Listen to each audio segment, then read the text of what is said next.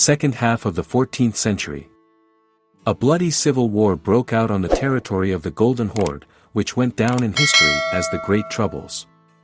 The situation when Khans replaced each other with incredible speed was taken advantage of by the governor of the Crimea and the northern Black Sea region, Mamai, who by 1370 managed to establish control over a vast territory from the Crimea to the banks of the Volga River. Since Mamai was not a descendant of Genghis Khan, he proclaimed an 8-year-old Jenghisid named Muhammad Bulaq Khan of the Golden Horde, planning to rule the entire Golden Horde in his name after winning the civil war. Since the entire western part of the Golden Horde abandoned the rule of Mamai, the Russian principalities found themselves in his sphere of influence. To consolidate his power over the northeastern Russian principalities, Mamai in 1371 issued a label for the great reign of Vladimir to the Tver Prince Mikhail and thereby made a serious mistake. Moscow Prince Dmitry refused to recognize Michael's right to the great principality of Vladimir and, as a result of a military confrontation, forced him not only to give up claims to the great principality of Vladimir, but also to recognize the primacy of the Moscow Principality. It should be mentioned that with a high degree of probability the Moscow prince did not recognize the label issued by Mamai to Mikhail, considering him a usurper and not the legitimate ruler of the Golden Horde. Most likely, this is exactly what happened, since already in 1374 the Moscow prince refused to pay tribute to Mamai. Meanwhile, Mamai fought fiercely for power over the entire Golden Horde, and since fighting requires money, he urgently needed to force the Russian principalities to resume paying tribute. In 1475, Ambassador Mamaia arrived in Moscow at the head of a detachment consisting of 1,000 soldiers, planning to convince Prince Dmitry to return all the tribute he owed. An amusing fact is that the Moscow prince regularly collected tribute from all the principalities of northeastern Rus, but was in no hurry to send it to the Horde, but spent it on his own needs. In turn, Dmitry, knowing about the civil war in the Golden Horde, understood perfectly well that Mamai simply would not be able to quickly assemble a large army for a campaign against Moscow, so he killed the ambassador's guards, and he himself was taken into custody, where he was subsequently killed while trying run. Since there was no reaction to the death of the ambassador, in 1376 the Moscow regiments made a campaign to the Middle Volga and, taking a payoff of 5,000 rubles from Mamai's governors, erected several customs posts to collect duties from merchants. Realizing that the problem with the rebellious Moscow prince needed to be solved somehow, Mamai in 1378 sent an army of about 10,000 soldiers under the command of Mirza Bijich on a campaign against Moscow. This campaign turned out to be extremely unsuccessful, since the army of Prince Dmitry, numbering about 5,000 soldiers, was able to completely defeat the enemy army by taking up positions near the crossing on the Voza River. Realizing that if nothing was done, the Russian principalities could free themselves from the power of the Golden Horde, Mamai began preparations for a new campaign. However, the preparation for a campaign against Moscow did not become a secret for the Moscow prince. In 1380, he learned that Mamai had entered into an alliance with the Lithuanian Prince Jagello and the Ryazan Prince Oleg, planning to jointly attack the Moscow Principality. Without wasting any time, Moscow Prince Dmitry also began preparations for war. In addition to the Moscow regiments themselves, regiments from the Yaroslavl, Rostov and Belozersky principalities were to take part in the upcoming battle, which were to gather in Kolomna on August 15, 1380. Some historians claim that the Tver and Novgorod regiments stood under the banner of the Moscow prince, but it is difficult to say how reliable this version is. It should be mentioned that Mamai was confident that Dmitry would take up defensive positions and would not risk crossing the Oka, so he planned to unite with the Lithuanian and Ryazan armies on the southern bank of the Oka on September 14, and then jointly attack the army assembled by Prince Dmitry.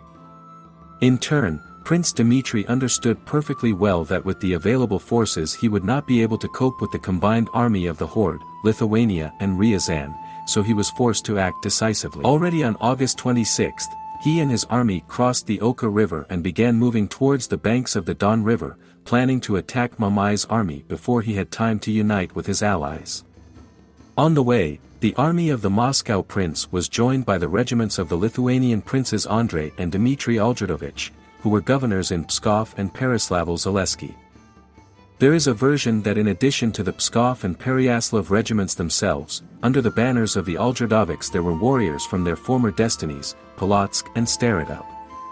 On the evening of September 7th, the army of the Russian principalities crossed the Don River and early in the morning began to form battle formations, awaiting the arrival of the enemy army. In turn, Mamai's army practically did not conduct reconnaissance, since Mamai did not expect the appearance of Prince Dmitri's army so far from Moscow. Therefore, when the Tatar patrols saw the Russian army, it had already managed to form battle formations. Mamai decided to act and ordered his army to move towards the enemy. Very soon the Tatar-Mongol army reached the site of the upcoming battle and began to form battle formations. The army of the Russian principalities used their traditional formation. In the center there was a large regiment, which was the main striking force of the Russian army. The large regiment consisted mainly of foot soldiers under the command of the Okolniki Timofey Velyaminov. On the flanks were regiments of the right and left hands consisting of cavalry, commanded by Prince Vasily of Yaroslavl and Prince Andrei Aldridovich. In front of the large regiment was a guard regiment consisting of light cavalry under the command of Simeon Obolensky, and behind it a small cavalry reserve. In the oak grove next to the left-hand regiment, Prince Dmitri placed an ambush regiment under the command of Prince Vladimir of Serpukhov. Since not all the principalities of northeastern Rus took part in the campaign, the size of Prince Dmitri's army did not exceed 20,000 soldiers. Mamai's army formed in 3 lines. The first line consisted of light cavalry, followed by mercenary Genoese infantry and crossbowmen, whose flanks were covered by heavy cavalry. In the third line there was a reserve, consisting of selected Tatar-Mongol cavalry, which at the decisive moment was supposed to decide the outcome of the battle. Mamai himself settled on a hill with his personal guard, planning from there to observe the battlefield and command his troops. It is important to mention that Mamai lost the core of his army in the battle on the Voza River, which is why he had to resort to the help of mercenaries. Since the civil war in the Golden Horde was still ongoing, Mamai could not use his entire army in the campaign against Moscow. Thus, the size of Mamai's army before the start of the battle was no more than 40,000 soldiers. By 12 noon, Mamai ordered his army to launch an attack, which was the beginning of the battle. Mamai's light cavalry, together with heavy cavalry, attacked the guard regiment of the Russian principalities. A bloody battle ensued. Under the pressure of a numerically superior enemy, the guard regiment was almost completely destroyed, and its remnants retreated to the main forces of the Russian principality. The guard regiment was unable to hold back the enemy, but by fighting fiercely it significantly weakened its onslaught. The Tatar-Mongols continued their offensive and very soon entered into battle with a large regiment of Russian principalities. The regiments of the left and right hands also entered the battle, preventing the enemy from entering the rear of the large regiment.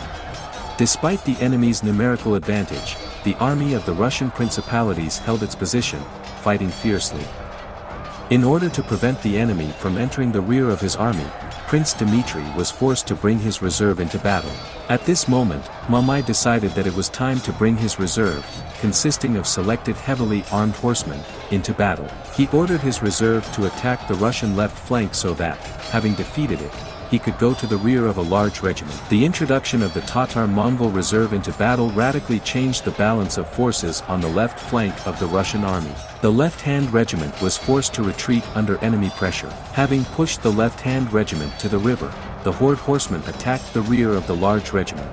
It would seem that the balance of scales had tilted towards Mamai and a little more and the Russian army would tremble and run, but it was at this moment that the time had come for the ambush regiment, which Prince Dmitri had prudently hidden in the forest, to act. The ambush regiment, which included the most experienced warriors of the Russian principalities, struck at full gallop in the rear of the Tatar-Mongol cavalry, which was attacking the left-hand regiment and the rear of the large regiment. This blow came as a complete surprise to the horde, which is why, having suffered losses, they immediately fled. It was at this moment that the large regiment and the right-hand regiment launched a counterattack.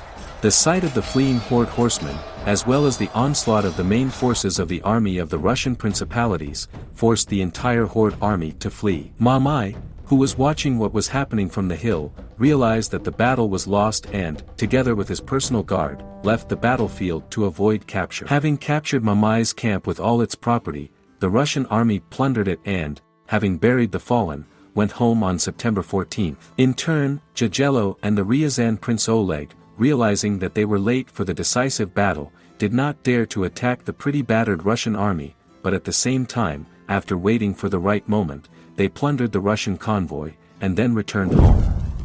Despite the fact that the Battle of Kulikovo played a huge role in the centralization of the northeastern Russian principalities, the main benefit was received by those who did not take part in the battle, namely Toktamish. The fact is that Toktamish, who was supported by Emir Timur, better known in world history as Tamerlane, decided to take advantage of the moment and invaded the territory controlled by Mamai. In the Battle of Khalkha in 1380, he defeated Mamai's army, which did not have time to recover after the defeat on the Kulikovo field. Mamai himself managed to escape from the battlefield, but was later captured and killed. Having captured the entire territory of the Golden Horde, Toktamish plundered Moscow and its environs in 1382, and in 1383 Prince Dmitry was forced to agree to resume the payment of tribute, but in exchange for this, the Grand Duchy of Vladimir became the hereditary possession of the Moscow princes, which ultimately allowed the Moscow princes to annex the entire northeastern Rus to its possessions. If you liked this video, be sure to subscribe to my channel and click on the bell so you don't miss new videos.